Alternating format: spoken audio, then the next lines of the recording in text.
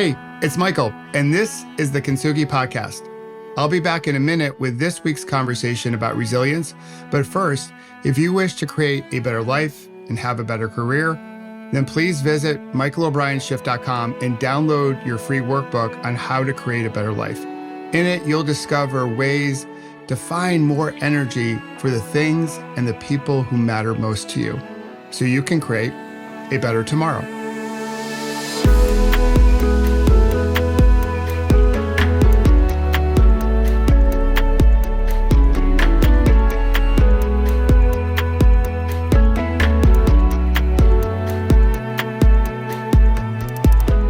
Hey there, it's Michael, and welcome back or welcome to the Kintsugi Podcast. It's time for another conversation about resilience. Today, we're going to talk about love.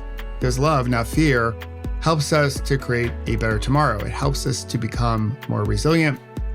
I'm also recording this on Valentine's Day here in the States, and I know it's a holiday that's been made up by Hallmark greeting cards, but still it's a good day to pause, breathe, and reflect on what love is.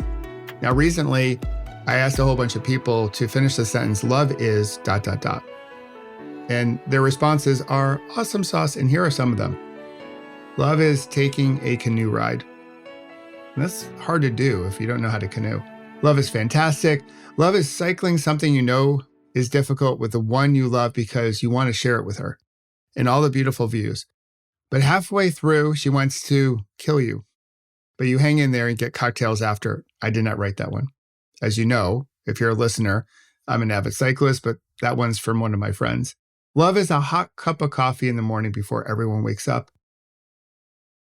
Love is your daughters beating your dog to the door after a long business trip.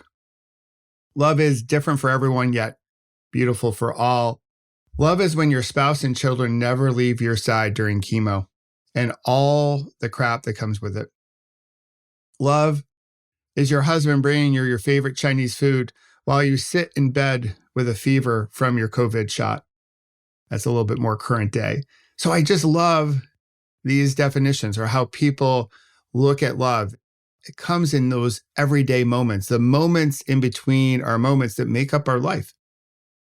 But the question I asked in my blog this week, and I'll present to you, is what does love look like at work? And this one's harder, because we don't really like to talk about the L word, love at work. Many think it's soft.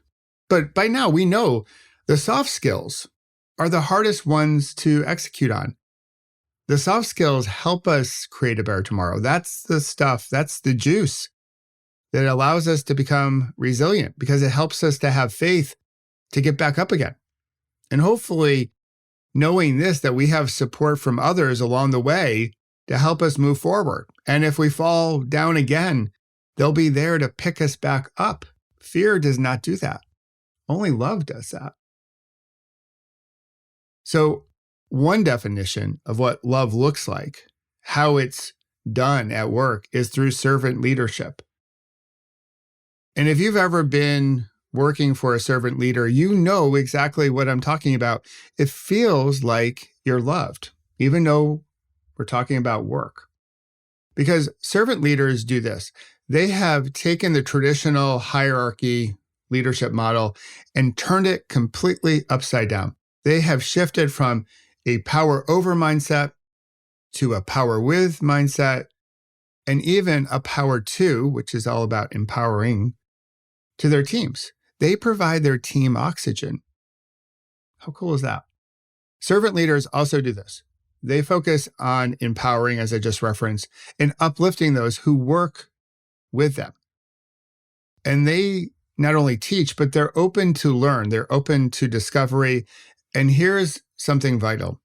They're also open to unlearning things, which as you get on in your career, as you go up the corporate ladder, if you will, when you have more experience, sometimes the best thing you can do is unlearn things.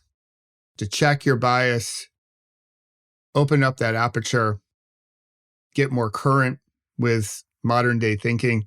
They also serve, servant leaders that is, they serve instead of command. They lead with empathy and humility and listening versus just authority. And they show up without their body armor on, at least most of the time, because we all wear a little bit of it. Because they're comfortable being vulnerable in the arena. They know that's what helps to build trust. And the other thing that builds trust is that their words and actions, their behaviors, there's alignment, meaning that their walk or their talk matches their walk. And they also create space for their team members to excel. And here's the big thing that a lot of leaders have trouble grasping, because as we move up, we've always had the right answer. We feel like we're in control, but as we go higher, we lose control. And servant leaders give up control. And as a result of that, they actually find more of it through agility. They know how to go with the flow, if you will. And this becomes ever so important in the uncertainty that we face as we pedal into what will become hopefully a better normal. It's what helps us become more resilient, being comfortable with that uncertainty. But there are some blind spots to servant leadership. Some people call it servant leadership, but they don't behave in that way because they're coming from a different place in their heart. A lot of people give, but they give in order to get. They give in order to fill up their cup, to serve or placate their ego. And that form of giving isn't necessarily servant leadership, because it's really about them. And a lot of times it does mask a lot of their insecurities.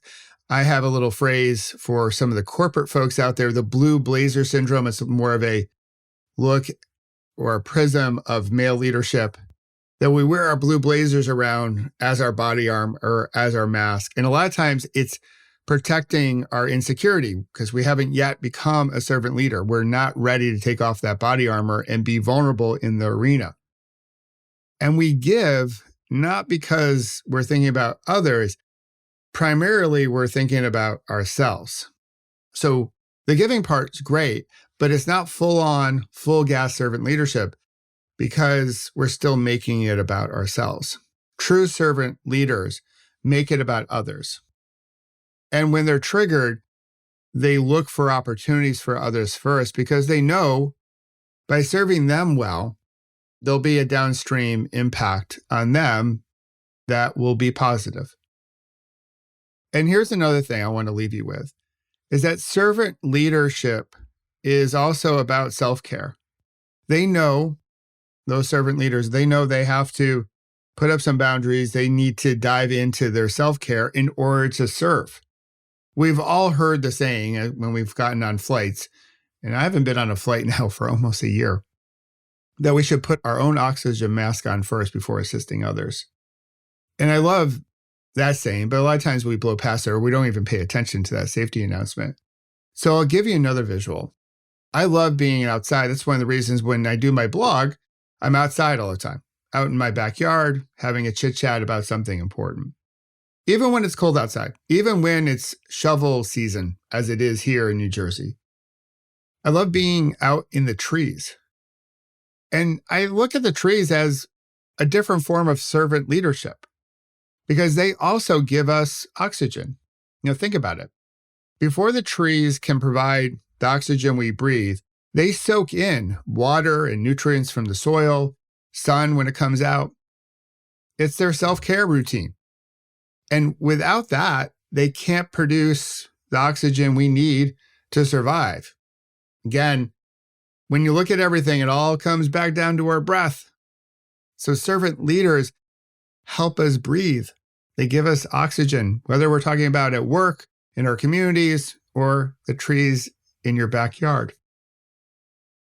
So here's my advice. Step into servant leadership, especially now, especially when it's so uncertain. People need this type of support. We have to make it about others, yes. But as you go down this path towards being a greater servant leader tomorrow than you are today, don't forget to nurture yourself. It's not selfish. It's absolutely essential if you're going to be the type of leader that can help lift others up. the type of leader that builds the type of cultures that will create a better tomorrow for all of us. So don't forget your self-care. Don't forget to feed yourself. Don't forget to breathe, to help others breathe.